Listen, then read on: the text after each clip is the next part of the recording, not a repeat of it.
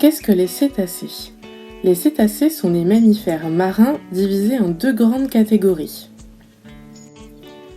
D'un côté, on a les cétacés avec des dents, c'est le cas du dauphin, du cachalot ou de l'orque par exemple. Et de l'autre, nous avons les cétacés avec des fanons, c'est le cas de la baleine et des rorquals. Les fanons sont des sortes de poils très serrés sur la mâchoire qui filtrent l'eau et la nourriture pour l'animal. Dans cette vidéo, nous allons nous intéresser uniquement aux cétacés à fanons, c'est-à-dire aux baleines et aux rorquals. La baleine a l'aspect d'un poisson, mais elle n'est pas un poisson, mais bien un mammifère marin. C'est le plus gros animal du monde. La baleine à bosse pèse 45 tonnes, soit l'équivalent de presque 8 éléphants. Toutes les baleines ne se ressemblent pas. Certaines, comme les baleines à bosse, vont mesurer entre 15 et 17 mètres, tandis que la baleine bleue peut atteindre 35 mètres de long. Les baleines filtrent l'eau de mer grâce à leurs fanons. Ce sont des plaques cornées de poils qui pendent en rang serré dans leur bouche, formant une énorme passoire.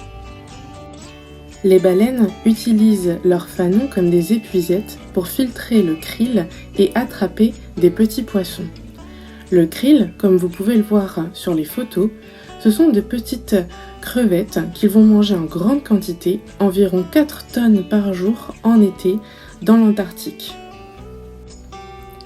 Au printemps et en été, les baleines se retrouvent dans les eaux froides des zones polaires. Là, elles vont s'engraisser en ingurgitant des tonnes de krill et de petits poissons.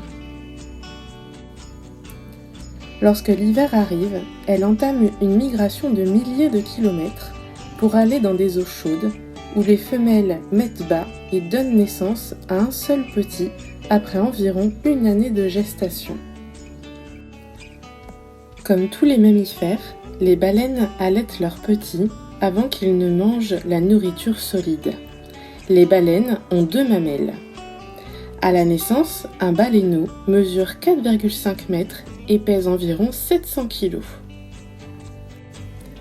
Lors de la saison de reproduction, les baleines vont effectuer des parades amoureuses. Les mâles paradent, ils sautent jusqu'à 5 mètres de hauteur pour impressionner la femelle et frappent l'eau avec leurs grandes nageoires caudales. Puis, par moments, ils se mettent à chanter. Les mâles sont les seuls à chanter, la femelle reste silencieuse. La mélodie dure en général 30 à 40 minutes, mais peut parfois se répéter des heures voire des jours. La baleine étant un mammifère, elle doit regagner la surface de l'eau pour respirer. Elle respire grâce à des petits trous nommés évents situés au-dessus de sa tête. Elle expulse bruyamment l'air de ses poumons par ces évents, puis elle inspire. On dit que la baleine souffle lorsqu'on aperçoit un jet d'eau condensée au-dessus de sa tête. Plus la baleine est grande, plus le jet de vapeur d'eau sera haut. Voici le rorqual commun, appelé également baleine de Minck. Il est capable de descendre à 200 mètres de profondeur et donc de rester 10 à 15 minutes sans respirer dans l'eau.